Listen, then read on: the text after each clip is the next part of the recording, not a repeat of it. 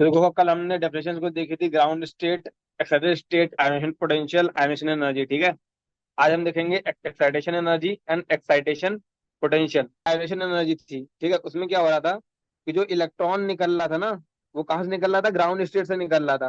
मतलब जो इसकी लोवेस्ट एनर्जी स्टेट थी उससे निकल रहा था। ठीक है, अब मगर एक्साइटेशन एनर्जी में क्या होगा कि हम एक्साइट करेंगे। मतलब वो कोई जरूरी नहीं कि वो बाहर निकले। ऐसा हो सकता है कि वो मान लो पहले एन इक्वल टू वन में था, एन इक्वल टू टू में चला गया, या एन इक्वल टू टू में था, एन इक्वल टू फोर में चला गया। ठीक है, तो इस वाले लोअर से ऊपर गया, इसलिए क्या ये क्या हो गया? एक्साइटेशन हो गया ना। क्या देखो, excitation energy required to excite. Excite मतलब क्या? जो ग्राउंड स्टेट से किसी और उसमें ले जाना, उसको एक्साइटेशन बोलते हैं। एक्साइटेड स्टेट होती है वो। ठीक है, तो energy required to excite an electron from its ground state to any other state. ठीक है, उसकी ग्राउंड स्टेट से किसी अदर स्टेट में ले जाना, उसको क्या बोलते हैं हम?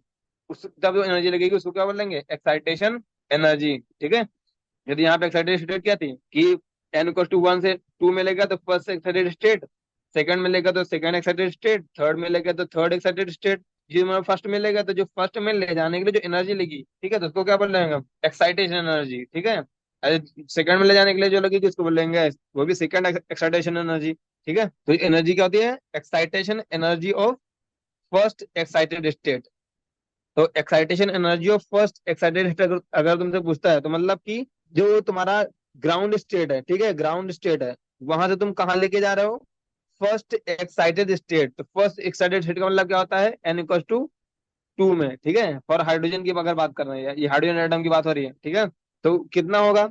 तो एन इक्वल टू वन से एन इक्वल टू टू में जाओगे तो कितना होगा? डिफरेंस कितना होता है? 10.2 इलेक्ट्रिक वोल्ट होता है, क्योंकि पहले जो एन इक्वल टू वन होता है इसकी एनर्जी होती है 13.6 माइनस का, और n equal to two energy होती है माइनस का 3 पॉइंट। ठीक है, डिफरेंस कितना आता है? 10.2 इलेक्ट्रिक वोल्ट।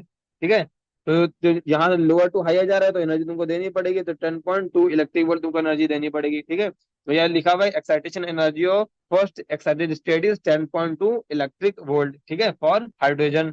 ठीक है, हाइड्रोजन के लिए होगा, क्योंकि अगर हाइड्रोजन नहीं होगा तब तो कुछ और होगा ना। अगर हीलियम होगा तो जेड वाला भी फैक्टर आ जाएगा। तो ये तुम्हारी होती है एक्साइटेशन एनर्जी। ठीक है, अब देखो, जैसे हमने आयनेशन एनर्जी देखी थी तो उससे हमने निकाला था आयनाइजेशन पोटेंशियल। सिमिलरली जो आयनाइजेशन एक्साइटेशन एनर्जी है, तो एक्साइटेशन एनर्जी से जैसे ही क्या होता है? Excitation potential. ठीक है, जैसे मान लो यहाँ पे क्या था? 10.2 इलेक्ट्रिक वोल्ट था। तो हमको मतलब कितना वोल्ट से कितना पोटेंशियल डिफरेंस रखा जाए कि जब वो इलेक्ट्रॉन छोड़ा जाए तो उसमें उतनी ही काइनेटिक एनर्जी आ जाए जितनी किसके पास है? एक्साइटेशन के लिए चाहिए थी। ठीक है, यानी क्या? जो सिमिलर सिमिलर है बिल्कुल आयोनाइजेशन पोटेंशियल के, कि potential difference through which an electron must be accelerated from rest such that kinetic energy becomes equal to the excitation energy of atom। ठीक है, तो ऐसा कौन सा पोटेंशियल डिफरेंस रखा जाए ताकि अगर इलेक्ट्रॉन को एक्साइट किया जाए तो उसकी काइनेटिक एनर्जी वो एक्साइटेशन एनर्जी के इक्वल हो। ठीक है, तो अगर तुमसे बोले कि what will be the excitation potential for the second excited state. ठीक है, excitation potential for the second excited state. अब वो सेकेंड एक्साइटेड स्टेट मैंने वो कह रहा था, फर्स्ट एक्साइटेड स्टेट मतलब होता है कि एन इक्वल टू टू में गया है। ठीक है, ये हाइड्रोजन की बात हो रही है यहाँ पे भी। एन इक्वल टू वन से एन इक्वल टू टू में गया तब होता है ये फर्स्ट एक्साइटेड स्टेट। वो उसने क्या बोला है? सेकेंड एक्साइटेड स्टेट, मतलब कि एन इक्वल टू वन से एन इक्वल टू थ्री में गया होगा। ठीक है, तो कोई एन इक्वल टू वन से एन इक्वल टू थ्री में गया होगा तो एन इक्वल टू वन में कितना होता है? माइनस का 13.6, इसमें कितना होता है? माइनस का 1.51। ठीक है, तो डिफरेंस निकालोगे तो आएगा 12.09 इलेक्ट्रिक वोल्ट। ठीक है, ये एनर्जी आ गई। तो इसकी एक्साइट करने के लिए, फॉर सेकेंड एक्साइटेड स्टेट में ले जाने के लिए हमारे हमको एनर्जी कितनी लगी? 10.09 इलेक्ट्रिक वोल्ट।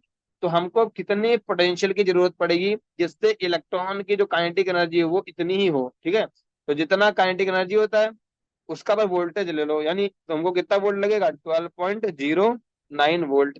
तुमको मैंने कहा था ना कि अगर डेल्टा भी पोटेंशियल डिफरेंस होता है तो ई डेल्टा भी इसकी काइनेटिक एनर्जी होती है। यानी अगर तुम इतना पोटेंशियल 12.09 का पोटेंशियल ले लोगे, ठीक है, तो उसकी काइनेटिक एनर्जी कितनी होगी? 12.09 इलेक्ट्रिक वोल्ट होगी।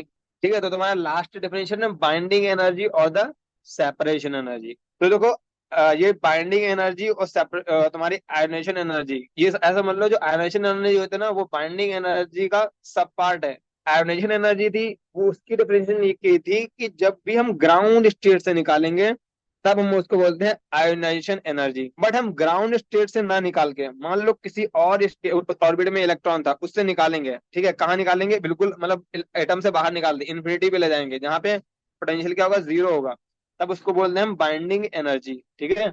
तो बाइंडिंग एनर्जी क्या होता है, energy required to move an electron from any state. ठीक है। तो डिफरेंस क्या है यहाँ पे, क्या है, फ्रॉम एनी स्टेट। ठीक है। आयोनेशन एनर्जी में क्या थी, फ्रॉम ग्राउंड स्टेट। तो किसी भी स्टेट से n n equal to infinity में ले जाओ, या फिर इसका मतलब क्या है कि उसको तुम एटम से बाहर निकाल दो, तब वो जो एनर्जी होती है उसको बोलते हैं binding energy of that atom. ठीक, हमारा जो आयोनेशन एनर्जी क्या होता है, वो बाइंडिंग एनर्जी का ही सब पार्ट होता है। कैसे, अगर तुम एन इक्वल टू वन से उसकी ग्राउंड स्टेट से निकालोगे तो हम उसको बोलते हैं क्या, कि binding energy of ground state. ठीक है। तो बाइंडिंग एनर्जी अगर हम देखेंगे ग्राउंड स्टेट की, तो किसके इक्वल लगा हुआ, आयोनाइजेशन एनर्जी ऑफ एटम। ठीक है, तुमको मैंने बताया था ना कि आयोनाइजेशन एनर्जी होती है किसी भी ऑर्बिट से निकालना, सॉरी, ग्राउंड स्टेट से जब भी निकालते हैं तो उसको बोलते हैं आयोनेशन एनर्जी। ठीक है। और बाइंडिंग एनर्जी क्या होती है, किसी भी स्टेट से निकालना। यानी अगर हम बाइंडिंग एनर्जी हम देखें जब हम ग्राउंड स्टेट से निकाल रहे हैं, तो वो दोनों, ये दोनों क्या होंगी, इक्वल होंगी। देखो अभी तक हमने क्या क्या पढ़ा, हमने पहला पढ़ा ग्राउंड स्टेट। ठीक है। तो ग्राउंड स्टेट वो स्टेट होती है जिसमें जो इलेक्ट्रॉन होता है सबसे ज्यादा स्टेबल होता है, और उसमें एनर्जी सबसे ज्यादा कम होती है उसकी, पॉसिबल जो उसके लिए होता है। दूसरा हमने पढ़ा एक्साइटेड स्टेट। तो ग्राउंड स्टेट के अलावा जितनी भी ऑर्बिट्स होंगी वो सारी क्या होती है, एक्साइटेड स्टेट।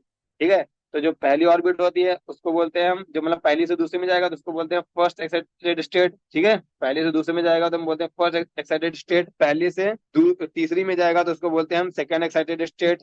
और पहले से चौथी में जाएगा तो हम बोलते हैं थर्ड एक्साइटेड स्टेट, ऐसे एंड सो ऑन। उसके बाद हमने देखा आयनेशन एनर्जी। आयनेशन एनर्जी वो एनर्जी होती है जितनी एनर्जी हमको चाहिए होती है मिनिमम इलेक्ट्रॉन को एटम से बाहर निकालने के लिए। कहाँ से, ग्राउंड स्टेट से। ग्राउंड स्टेट से बिल्कुल बाहर निकालने के लिए जो एनर्जी लगती है उसको बोलते हैं आयोनेशन एनर्जी। इतनी अब हमको होता है हमारा आयोनेशन पोटेंशियल। ठीक है। आयोनेशन पोटेंशियल वो पोटेंशियल होता है कि हमको कितना वोल्टेज, कितना पोटेंशियल डिफरेंस लगाना पड़ेगा ताकि इलेक्ट्रॉन का जो काइनेटिक एनर्जी हो उतना ही एनर्जी हो जितना एनर्जी उस इलेक्ट्रॉन को आयोनाइज करने में लगेगी फ्रॉम द ग्राउंड स्टेट। उसके बाद हमने क्या देखा, उसके बाद हमने देखा एक्साइटेशन एनर्जी।